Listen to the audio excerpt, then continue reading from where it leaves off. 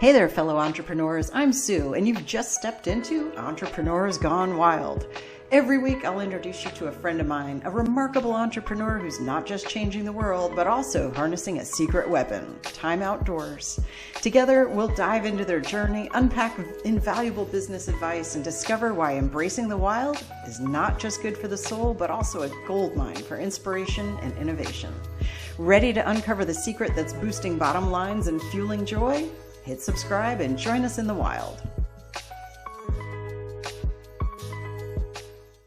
Today, you get a treat because I'm introducing you to my friend, Stacey Lauren, who is just like doing incredible things. And in fact, she's one of the reasons that this whole thing is here. So she's been the inspiration. She has taught, I don't know how many people to create podcasts, and not just teaching them, they actually do the thing, which is handy that I had said that because that is the name of her podcast, is Do the Thing. And Stacey has helped, I don't even know, I'm going to get her body count in a second, but she has helped countless people. I'm going to just say countless for now, but lots and lots of people to actually go do that thing that has been on their heart to do. It could be dating, could be writing a book, could be just finally figuring out what the heck they want in their life. So I'm going to blather on and on otherwise, but I'm going to just introduce you. Here's Stacey. Stacey, welcome to the show. Thank you. I'm so excited to be here. I just love everything that you're doing, and it's just cool to have this opportunity with you. I'm psyched to have you here. We have a good time working together, and this is just like so cool because we'll get to hear like, here's what's going on right now. Yeah. So, hey guys, my name's Stacey Lauren, and I am the host of the podcast, Do the Thing. I started with owning a business. Actually, it was a staffing company for 20 years and gave my soul to that company and had 60 employees, did all the things with all the different offices and all the moving parts. And it was, fulfilling in one end because I got to help people find jobs and then also help companies remove the bottlenecks that happen with hiring employees. So that part of it was really fulfilling. But on the other side of it being just a brick and mortar and having to actually find the people to fill the jobs, that part was like exhausting.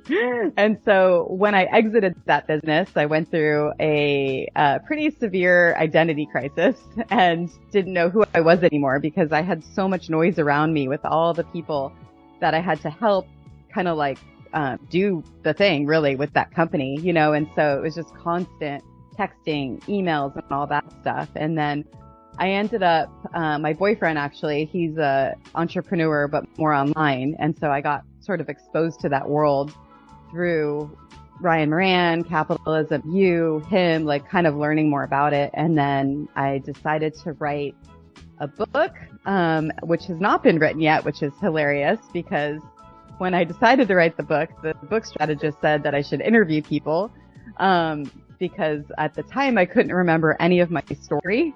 I was like kind of blocked, what like the bad side of my story was. I guess I do this positive reframing thing. And it wasn't until I started interviewing people, my story started to unlock. And so, but through that, I started a podcast. And so that's kind of the starting point of all the things I'm doing. And now I ended up, through the podcast, I uncovered this formula, which helped people do the thing. And then I decided to integrate that formula into challenges. And that's when the Do the Thing community was born. And that's kind of what we're doing now is like we run these challenges. Now programs are getting created. I'm doing a live event that I'm planning in January. It's crazy. Like all these things sort of started spurting just from the energy of being able to help people do the things that they want. It's so organic how it all happened. I love hearing the story again because it's just like, this is so cool. Like you couldn't have, 2 years ago gone, oh, okay, I'm going to do this. Like it would have made no sense. But because you started just by talking to people and like back in the day, you were interviewing so many, I don't even know how many you have interviewed at this point, but it's a lot of people. Do you have a count? Yeah, it's been, so I have the Do the Thing podcast, which I've interviewed like 220 people. And actually, I think there's 20 that are still, like getting processed. And then I actually I started another podcast, which was the Do the Thing dating experiment. And I think I've interviewed like 15 people on there. And it's funny because I didn't even start like wanting to monetize it. I really was just doing it research for my book, and it was like that for a while. And on the side, I have other things I was exploring. I mean, you're a part of a lot of that stuff where I was like exploring a alcohol business. I was exploring a dating app. I was exploring doing a retreat center, and I actually did start an e-commerce brand. It's called Kitchen Pixie. If you guys want to check it out, follow my store.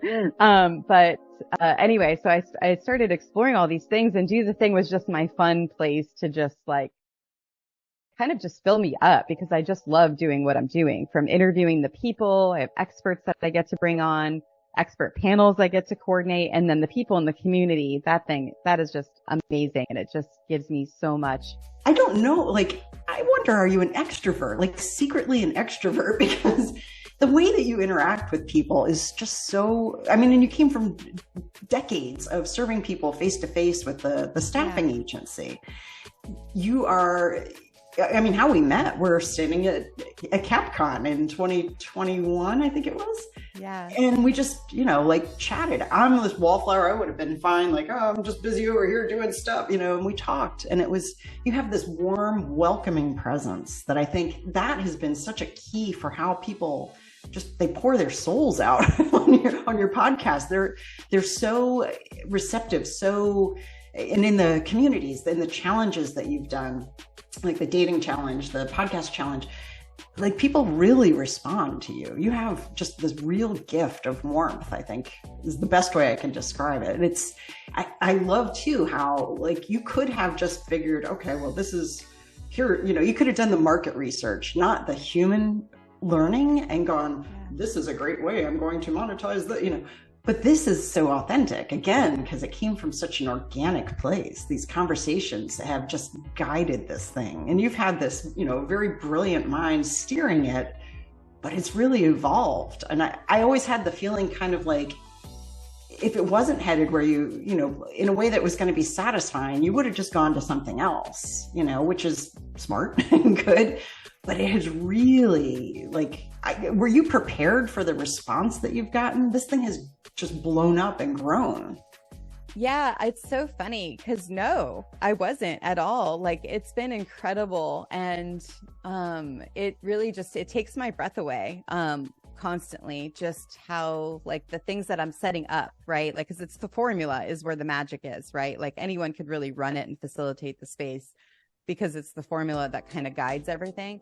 But the way that people have that space to connect together, and then you're able to see the power of community and what that can do for people, I think that's where it gets really incredible. And then back to what you said about the extrovert, it's funny because, I am an introvert, but I think that's what really helps me do what I'm doing, because I don't like superficial conversations. It's just not my thing. It's exhausting, and so to have a podcast and to be in the community where I can go live and talk to people, it's just a way to go so much deeper and have intentional time with people. And I feel like that's part of the gift of what this has given me, is being able to just have a reason for people to like want to be open and vulnerable, and it's kind of just assumed when you're in this space that we're going to do that. And I think it's helped me in my regular life too. I think I'm able to kind of tap in deeper now when I'm having regular conversations with people. Well, it's that practice. I think the exercise muscle of, having a deep conversation. You're so right. Like most people,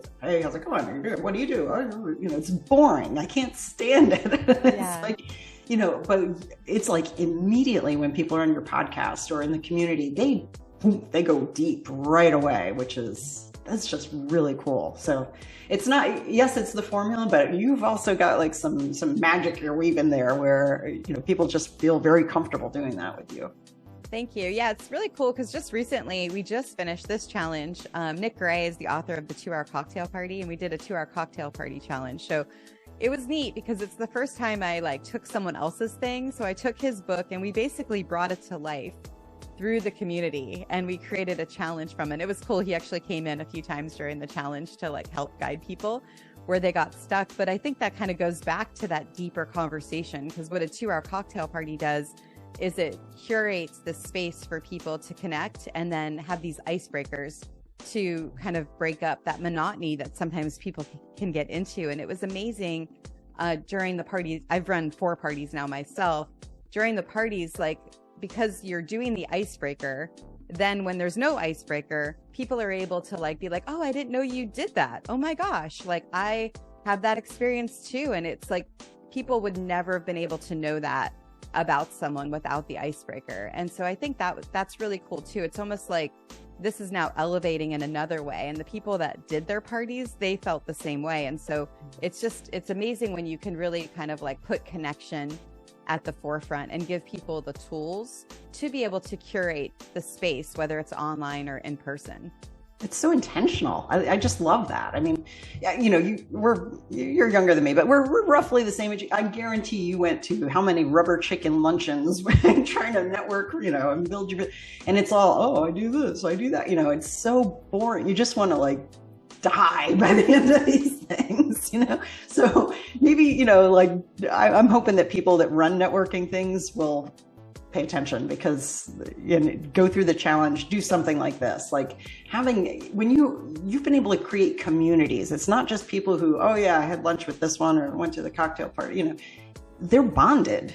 And that's really something amazing. Like your ability to create community is just astounding. And I know you have something that I'm totally not setting you guys up for this, but believe it or not, Stacey has something really cool going on that's like you can learn to be like she is on running your own community and growing it and having it be like, I mean, everybody's made a Facebook group who's listening to this, I'm sure. And sometimes they're just like, okay, it's there, it takes off, and then nothing. It's fizzled. It's a tumbleweed town. You know, like, but you have a way of really helping people to engage and have this be, you know, a life-giving type of community. So tell us what you're up to with this.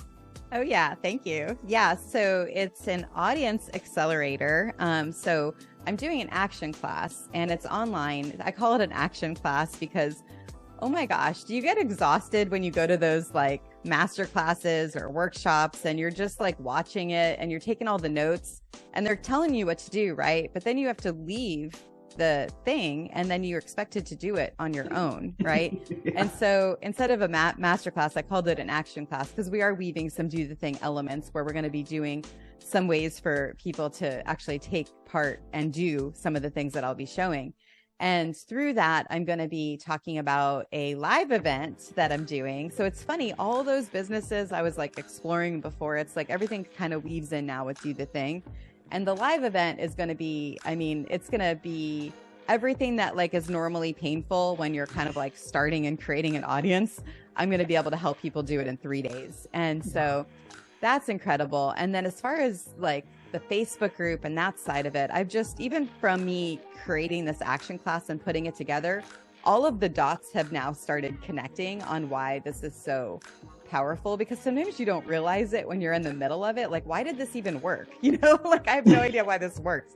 And then when you're putting it together, it's like, oh, that's why it works. And so I don't think a lot of people realize a Facebook group, when you have a thriving Facebook group, a community, it is like the freaking best lead gen that you could have for your business. Because normally when you have like let's say you have a checklist for a lead gen, or you have like a ebook or something, someone's opting in, right?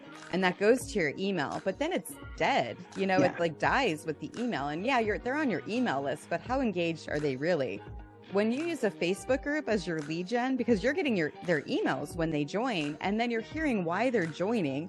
So you have all this data that you're able to like look at, and it helps you like develop whatever you want to develop, just even from simply them joining your group. And it connects to your email server if you wanted to. There's a thing that you can get for that.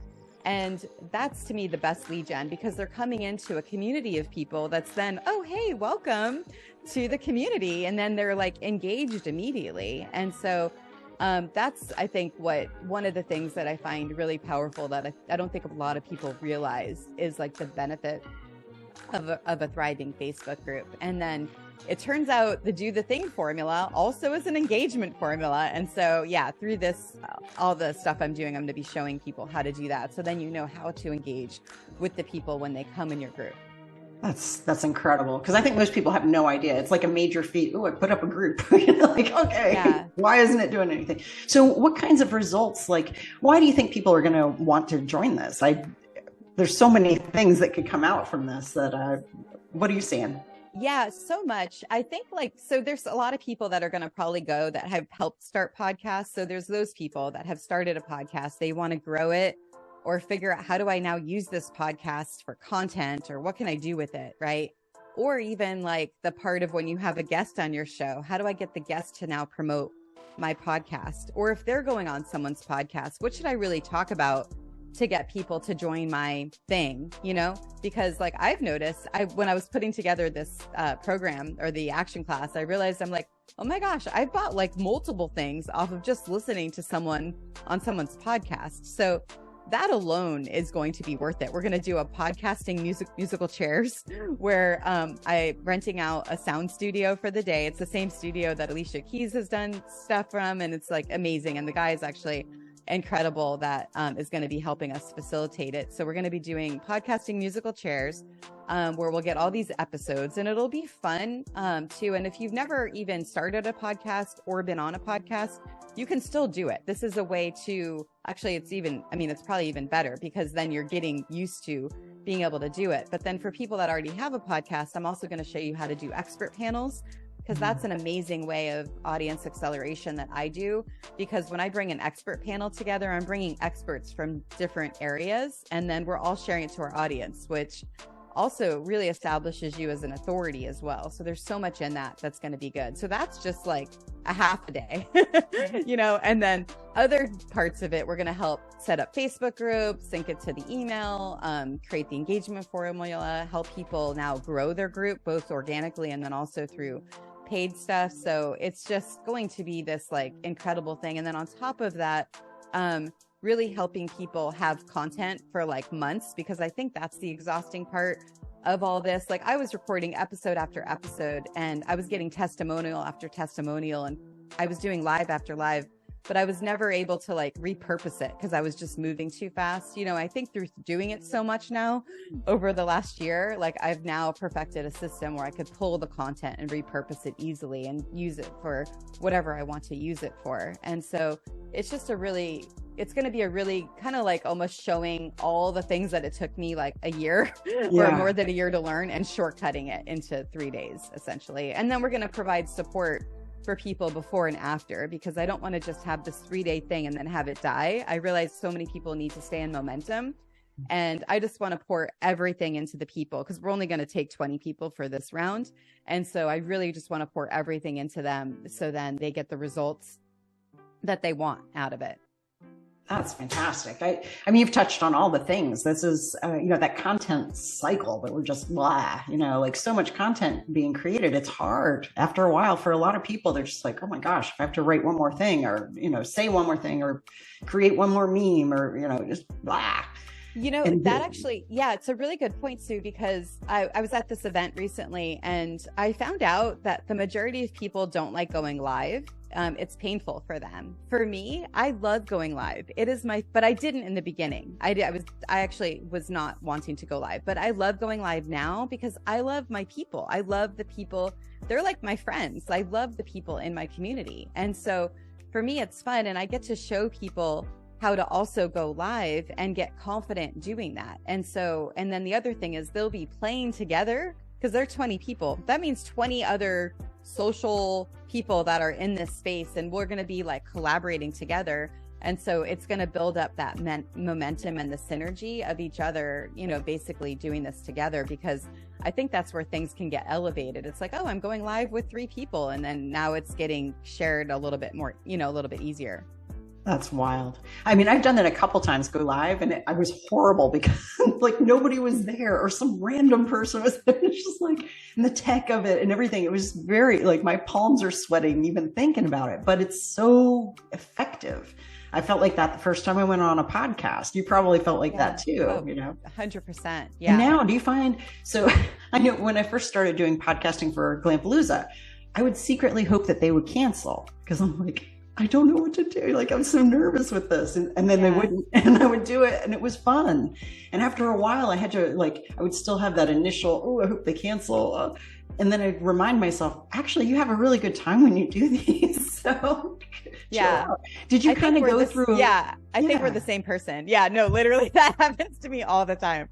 I used to do that so much. Now I get excited. Although the expert panels, I still get this like level of adrenaline just knowing I have to like curate the space, but it's always so great. And everyone just wants to support each other and encourage each other. So it's fine. But it was funny because I went live in the community for a long time. And then when I ran the Go Live challenge, really because I wanted to explore going live on other channels. I hadn't done it yet. And so doing my first Instagram live was terrifying, but we did it as a group together. We all took turns and went live, and that made it a little bit easier. And then having people there to say, hey, Stacey, like it kind of made it a little bit more comfortable. Then now I can go live a little bit easier. And honestly, it sort of beats procrastination, I think, when you can go live, because like if there's something you want to do and you can finally like you flex the muscle to be able to do it, you're able to just like get it done because you're getting live, you know, you're actually being there live. And I think that's the other thing I help people do, and what they'll get out of this event will be just becoming more confident with themselves. I noticed this during the Start a Podcast challenge, because I saw people showing up and they had like all the makeup and the, you know, the perfect lighting and the, you know, it's like all this beauty kind of thing. And I was like, this isn't going to work. You know, I'm like, and so I showed up the next day in a shower cap, and I was like, I just took a shower and my hair's wet, no makeup, you know, I have the shower cap on, and I'm like, you guys, it doesn't freaking matter. Cause I didn't want the people that were showing up like perfect to mess up the people that like, we're like, oh my God, I could never be like them, you know? Yeah. And it doesn't matter. Like if the person, and that's what is showing you, I'm so confident to be myself that I didn't care if someone was going to say, oh my God, you know, like who is she? Like, and leave the group. I didn't care because I was so confident in what I was doing. And that's what I help people do. I help them find that confidence in themselves to show up however they want. That is a beautiful thing. And I'll, you know, you've been there too. And it's like that sense of, oh, I can't record today. I didn't do my makeup yet. Oh, well, hold on. And then it's like just procrastinates. It pushes the thing out longer.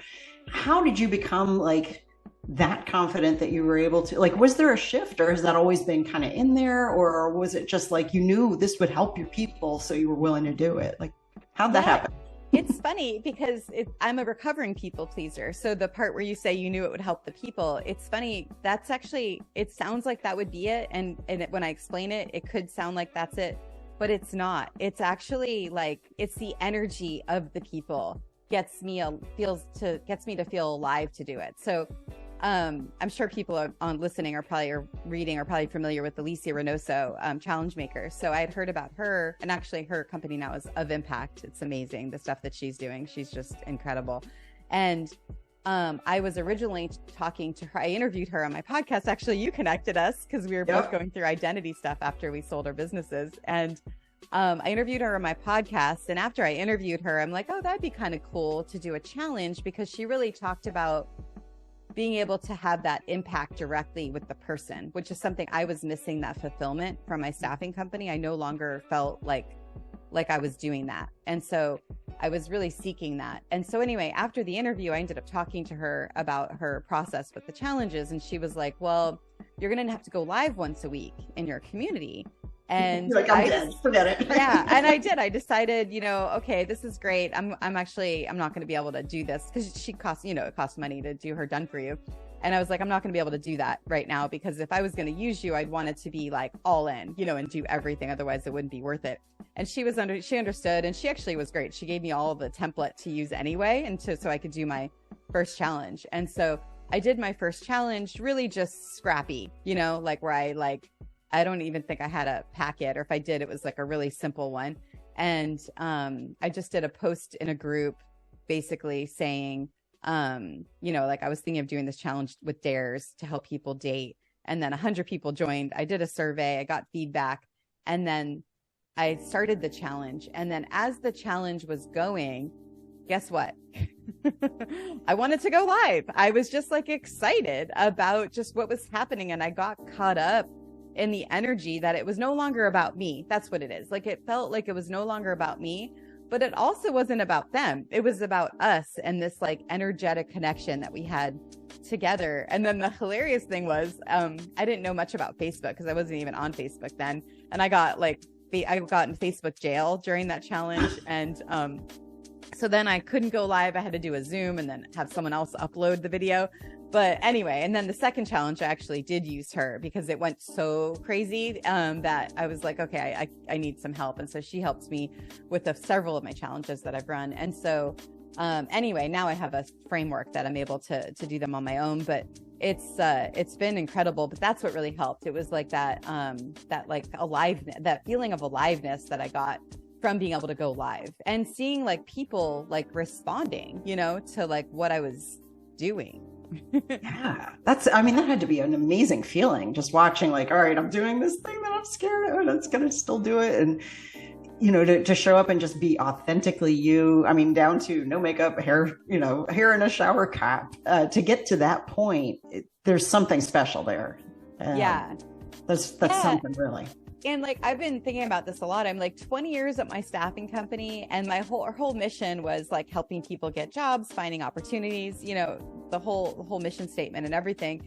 And I never felt like this connected to what I was doing. You would think I would have gotten it with that company because I'm like really helping people with that, but it was like not the same level of like impact where I felt it. I think it's the way the community is set up is where I really feel that fulfillment directly. Yeah. And I think, when it's, I would imagine like in a staffing situation, it's like, okay, people are there for one reason. They need to find a job. They're not feeling like bonded. They're grateful, I'm sure, but it's not like you're having like a relationship with them. It's very contextualized. Where with this, it's like you're connecting with humans on a very human level. And I think from what I've observed, just watching it, they're feeling that like connecting in a way that nobody else has ever bothered. Certainly not some complete stranger on the internet, right? And yet you've created this space for them. They're bonding to each other. I look at, like, how are they talking to each other? How are they, and it's like, this is like it's like a valuable part of their life. And you've been able to create that. Thank you. Yeah. And for you guys listening, like if you are like even thinking about doing something like this, you could do this with anything that you have. Like, let's say you have a pet care product and you want to create a community. Oh my gosh, imagine if you get people join your group and you're saying like, why do you want to join this group for pets? Okay. Like my personal example, my dog had a stroke, like an embolism. Yeah, that's it. An embolism, like, 4 years ago, and I had to even take her to like water treadmill therapy and all this stuff because she couldn't walk.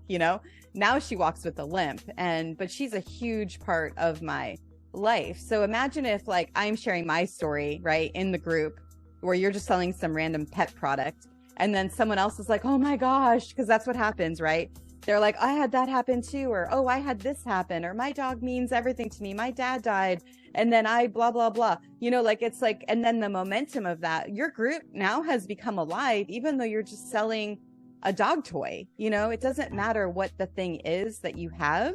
It just matters what the mission is. Like, why did you want to start it? Like when you watch Shark Tank, there's always some story behind why they started the company. It's like when you have a community, you're tapping into that deepest why, and then you're connecting people to that, which then creates that energy of the group where they're in this common shared experience, and that's where the aliveness starts to happen. That's amazing. That is just amazing. You're bringing people on a very human connected level, like on a deep thing. Did you ever dream that was even gonna like it's funny because like, whoa. Yeah, like that's what I'm kind of like, one of the slides in there in my thing for Thursday for the action class is like literally like creating the legacy, right?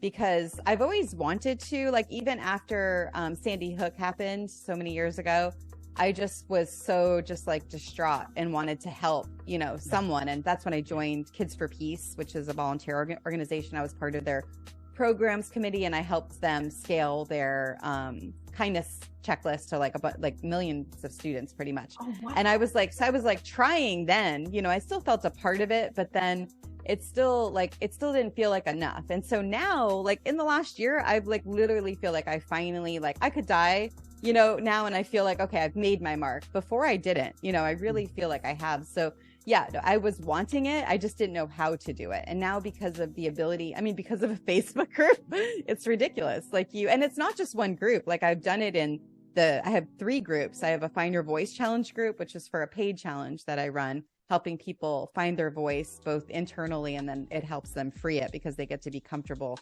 on camera or doing lives in a really small community. And then I have the singles community, and then I also have like a regular challenge group. So it's replicable. And so because I set up the Do the Thing formula through each one. And so anyway, yeah, I imagined it, like I wanted it. I just didn't know how to get there until I started activating my voice, really, and then helping other people activate theirs too. Yeah, that's huge. I think, and you and I've talked somewhat, a lot about this, where people, it seems like there's something that happens in their 40s. For sure, we see it in a lot of women, but I think a lot of men too, where all of a sudden it's like something jolts them. Maybe they're headed for divorce, or get a divorce, or leave or lose, or start a business, or just their kids are out. There's this moment when they're like, oh my gosh, is this what the next 40 years of my life are going to be like? Or is there something more? Like, I don't even know what I want anymore. I don't know, especially women, a lot, have spent decades taking care of everybody else. You had your kid plus, all these other people through the staffing agency, hundreds and hundreds and hundreds and hundreds of people that you're helping every year. It's hard to know what you want. And what was that like for you, figuring that out, and how has that impacted what you're doing now? Yeah, it's like you're so constantly stuck in the fire, right? Of like having to do everything for everyone else. And sometimes it's because you think people need it, or it's you think that's what people want from you. But when all that noise stops, because that's what happened after I got a divorce, and a few years later exited my business. It's like all the noise finally stopped, and I'm like looking in the mirror, and I'm like, I don't even know like who you are right now, And it's kind of that wake up moment, and rediscovering that. It's really, I think what helps is people, because like when I exited my business, I had a bunch of friends that also exited their businesses, and we were all in this like really weird place. We even had a exit, like I don't remember what we called it, like, sellers support group. That's what we called it. Cause no one understands. Like, they're like, you just made all this money. Like, you should be happy, And, it's weird. I think it almost like works even worse, because you're like, I made all this money and I should be happy. And then you're not. So at least if you don't have the money, you like know why you're not happy. You know what I mean? Yes. And so, but when you've made the money and you have all the stuff and like everything should be good, you're like, okay, now what's really wrong with me? Like, now something's wrong, And so anyway, we had a seller support group, which is the M in the Do the Thing formula, my people, which was thankful, because I remember even one time a friend of mine, Jeff, actually you met Jeff, he has that wedding thing. And I was like so just downtrodden that I couldn't even show up to the support group. I like texted him the night before and I was like, I'm sorry, I'm not gonna be able to make it. I'm just not in the right headspace. And then he called me, he was on the phone with me for like an hour. And then I went to the support group, and I was doing better. This sounds ridiculous for people listening, but anyway, it's real. It is real. It is real. I have a whole podcast episode on it where I talked about it with my coach, and people that have sold, they've like literally, I've gotten the most beautiful messages from people that listen to it, because I don't think a lot of people can understand that. Right. And that's part of the thing too. Like for, if you're talking to most people that don't understand this and have never encountered somebody who's had this magnificent exit and, and is still struggling, you're going to hear it, wah, my diamond shoes are too tight. It's like they don't get it, and it's like, it's a significant loss in a sense, because you spent decades working, like your thing was, I do this, and then to have that gone and not to be, it's not like you have a need to go work that's going to plunge you into, here's my next phase. It's like, okay, it's a total blank book here. What am I going to write there? Yeah. So all the noise stopped. And then I think what happened then is, I think this, with the voice recorders, I like to record voice notes a lot, and it helps me just like get the thoughts out of my head. And then what happened is I ended up even using it for like a venting voice note. Like sometime I would just like record like a bunch of just randomness that I was upset about and then delete it. I would listen to it sometimes, but I realized that there was something really powerful about just recording yourself on your phone. And that's kind of the impetus of the Find Your Voice Challenge. And what it does is it helps you kind of like use this practice of a way to kind of rediscover who you are and kind of tap into your emotions and even what you want. And for the people that want to just be comfortable doing lives there and comfortable on camera, it helps those people as well. It was created for the people that wanted to find their voice, but it's turning out to be the accidental thing is it also helps people become confident on camera, and not just confident, like polished and like, look, it's confident being yourself. I guess that's what it is. Yeah. And you did that too. Like I love, I don't know how many people know about this about you, but you did stand up. Like you're like, I'm going to do this. And it's hilarious. Like, it's actually really funny. I watched your show, like your skit, whatever they call it. Yeah. What do they call it when you get up there? Set. Your set. That's the word. Thank you. But it's just like, I'm like, wow, she looks so comfortable. She's having a good time. And you can feel like the people are enjoying that, that you are comfortable and they're laughing with you. And it's just like, it's really cool. Like, that's an amazing. Thank you. Yeah, I'm glad you brought that up because I love stand-up. It's really fun and also terrifying at the same time, but fun. And then I just recently started improv. That's different because like you're responsible for someone else's performance in a way. You have to show up for them. And so my normal tagline is it's okay to suck is it's a little harder in improv because you're like someone else is depending on you. So anyway, I've made it now. I'm in level 4 now. It's not because I'm good, because you just like pass every time you are done with the class. But the people are supportive. But the thing that I didn't realize I'd be able to learn from improv that I'm so excited about is because I know improv, I can get people out of their head in like a minute now, because that's what improv does. It helps you get out of your head. It helps you be more present. It helps you understand that failure is okay. So even one of my 2-hour cocktail parties I did had an improv component. Instead of cocktails or name tags and icebreakers, we did name tags and improv.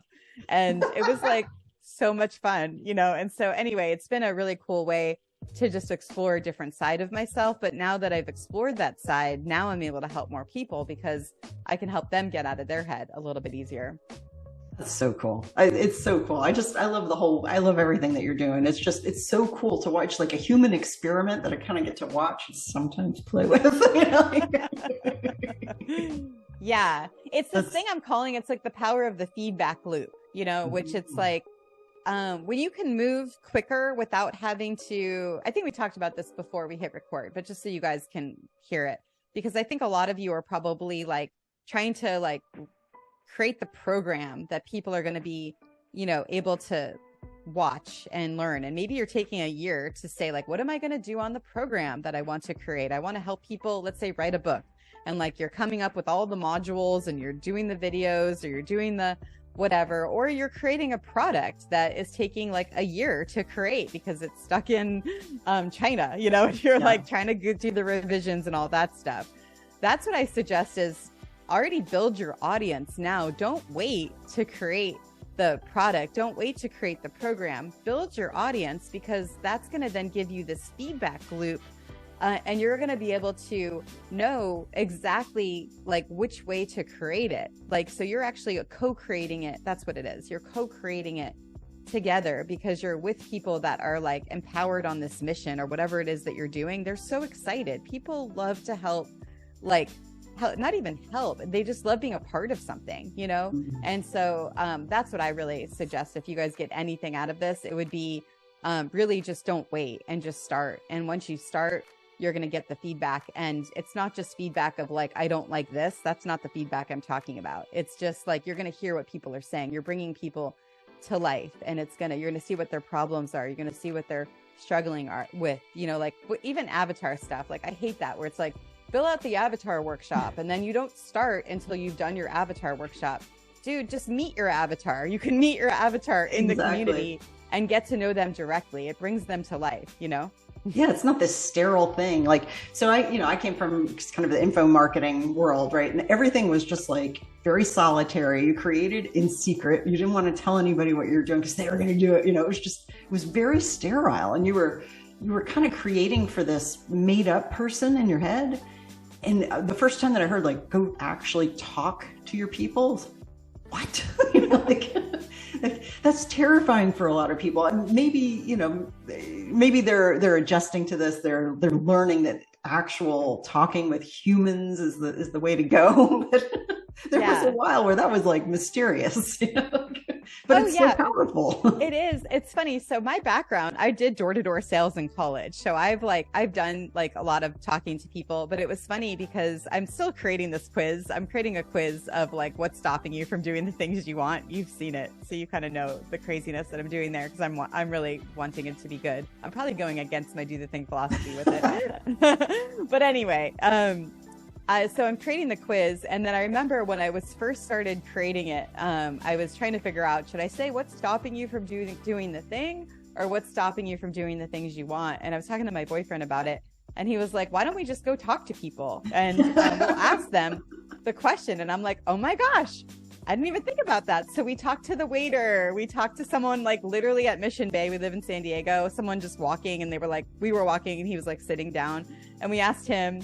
And who else? I think we asked a bartender at another place, and it was so fun to do it. And then that's what then inspired me doing street interviews, was because I'm like, oh my God, talking to people, this is so much fun. And so anyway, it's just kind of funny where like dots connect. But that whole idea of like, you don't need to like make all these assumptions about people. You could just like go on the street and ask people questions.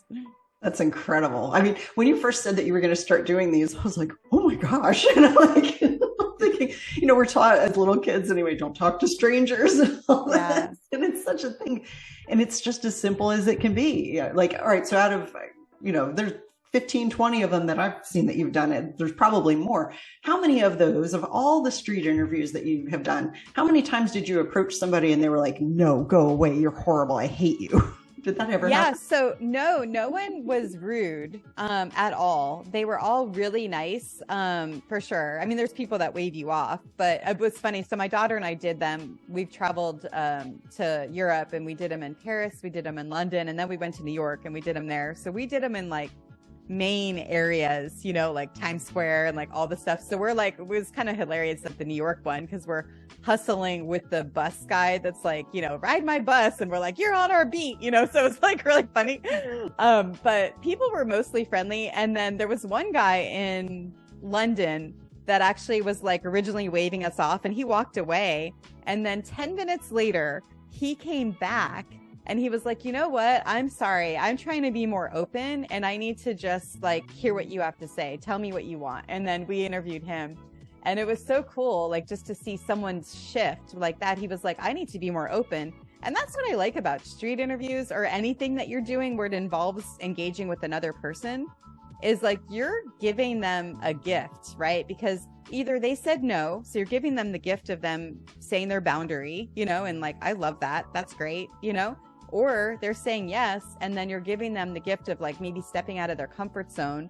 A lot of times people next to them, like who's like their family member, boyfriend, girlfriend, would be like, I didn't know you had that much to say. Because like by asking the questions that we get to ask, like you're tapping into another part of them that a lot of people might not even know. And so you're showing the world this side that maybe has been hidden before. That's so amazing. And I noticed too, so, at one point you had your daughter with you, at one point you had your boyfriend with you. It's probably a whole lot easier to do when you've got, somebody with you, like backup, right? Like if I die, you'll pick me up and carry me home, right? Yeah, I wonder. I would think so. I would think so. I know Jimmy Fallon, was it not Fallon? That's Jimmy, the one that does the kindness videos. Jimmy Darts, yeah. Jimmy Darts, yeah. I know he does them, and he just has the camera like on his head, and he's giving money, so that's like I think that helps. Easy, yeah, not easy, but it helps for sure. But yeah, I don't know how it would be alone, but it'd be interesting to test it. But yeah, it makes it more fun when I have someone there, especially because it's kind of like this adventure. I wonder what they're going to say. Are they going to say yes? Are they going to, it's more of a curiosity. You know, it's not like I'm worried if they're going to say no or yes. I'm just more curious. Yeah. Oh, I love that. You kind of get that, I think that's why the dares work so well that you've had in your challenges is like that sense of, oh, we're going to go do this crazy thing. We're doing it together. Yeah, it's true. And that's actually, so through each challenge, basically there's 3 words that get people to do the thing, and it's I dare you. And each dare is like just a micro step.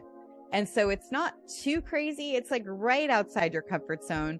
And so you don't really realize what's happening until like a challenge is over. And then because the dares then compound, and that's where the magic really happens. But it was funny because you don't even realize that like I didn't like the dares were like the key to a lot of the stuff because there was the podcast challenge. I was originally thinking of doing missions, because it was different. And then I changed it to dares because I was looking at it. And so it's kind of cool how I realized that the common thread was also the dares, which is really, dares help with mindset, right? Because it's getting you out of your head and you kind of know you're about to do something a little bit outside your comfort zone. And then it's also a goal.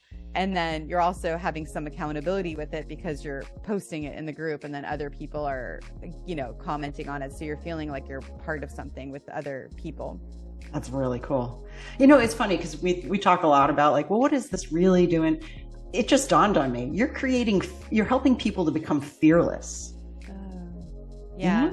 Like they're actually doing the thing they've been talking about doing or thinking about doing or wish they could do. Now they're doing it, Yeah. I think that's one of the major things is that they're like, I'm not afraid of that anymore. And where does the ripple effect from that, this level of confidence, this sense of like, wait, I can actually go make a difference for a person. Yeah, you're making me think like Pamela, she joined my dating challenge to date. And then she ended up helping me co-host the Start a Book Challenge. And then she started her podcast. And I had interviewed her on my podcast. And she was basically saying she feels like a badass now. Like she even went up to some reporter at CNN and interviewed them on her podcast. Like she's like, I can go up to whoever I want now. Like I don't even have to think about it. She's going up to writers that are like nominated for these things. And so it's just cool to see the transformation people get to have by just starting and like even just taking these little micro steps. Yeah. Oh, I love that so much. I love that. Now, some of these things you've done outdoors, so that's a little transition. I have to know every single time when I talk with somebody, I want to know, like, how do you find your most brilliant ideas? And is there anything that has like hit you like a 2x4 on the head when you've been outside, especially? I mean, honestly, that's where majority of my ideas come from because I have my phone, and so I'm able to like record a voice note on my phone a lot of times because what I noticed if I keep it stuck in my head, it's like almost like, I don't want to say it gets stuck there, but it's like, you kind of like it. What is that word? It's like cycles. Yeah. We ruminate on it. Ruminate. Yeah. But if I could just record it. So I'll be like walking. Cowles Mountain is my favorite mountain in San Diego to hike. It's 3 miles and it's like just enough to like be hard, but not enough to kill you, and then you also go on the top of the mountain. So you have this goal that you get to reach. So you're getting the adrenaline rush. And then you're also getting the dopamine hit when you hit the top of the mountain because it's absolutely gorgeous. I've gone at like, I used to go every week, Tuesday at 5 a.m. I need to probably start going again. And then I would go other times in the week that just to get myself to really kind of tap in to like these creative ideas. So you'll hear me on my phone. I have like voice notes like over and over again where I'm like, oh, and blah, blah, blah, blah, blah, blah, and then I'm able to like, and then so you hear the rustling of the leaves and stuff. And so anyway, I love Cowles Mountain. I love hiking. That's one of my favorite things outdoors to do. And I also love biking. I love riding my bike. I live on the Strand, so it's like beautiful. I could like ride for my bike for 20 miles and you can go to a destination. Like we ride our bike and go out to dinner. And that to me is like a really fun place. And I love getting ideas that way as well. That's so cool. I love that idea of like riding your bike to dinner. It's kind of like when we were little kids, It's like, yeah. Hey gang, come on, we're going to go do this. Yeah, I realized it because I when I was younger, I went to New Jersey with a friend of mine a friend of mine, and her mom took us, and we went to Surf City, New Jersey, and people were riding their bikes everywhere, and it was on the water. And I live on the water, and then also there's the bike strand, and I didn't realize it until like one day I was like riding my bike and the wind's in my hair. I'm like, oh my gosh, I really just recreated this like remembrance of this amazing trip that I had when I was younger. That's really something. I like that. There's just something about being outdoors, I think, that, man, that's so cool. So yeah, my other thing is kayaking. I love kayaking, and I get a lot of ideas when I'm out there as well. And a lot of times there, I'm not voice recording them. I'm just, I was going to say, what do you do? Yeah, I'm able to like sit with it, but yeah. That's so cool, man. Well, and you've been a big part of Idlewild Woods. We walked the property together, and I just remember you being like, I'd be like, Stacey, come see this creek. Come see this. We're gonna climb. We hiked all over that place. And that's just it's so cool. It's taking forever to happen, but it's gradually happening. And I mean, look at you. You're the perfect example of doing the thing. It's like Idlewild's taking forever. You have this vision of what you want. It's this playful, fun, curiosity way that you're going to be able to connect all these people together with like all of the goodness of your soul, right? And you could be waiting for that to get built, but now you've got Entrepreneurs Gone Wild, and now you're able to like almost kind of like you're building your tribe of people that now are going to want to come, there. It's so smart, and I love it. And it's a great example for everyone listening is don't wait. If that thing is taking a while, let it take a while, but then make sure, and don't just do something new, do something that's connected. So then it's all going to be part of this bigger thing that you're wanting to do. So I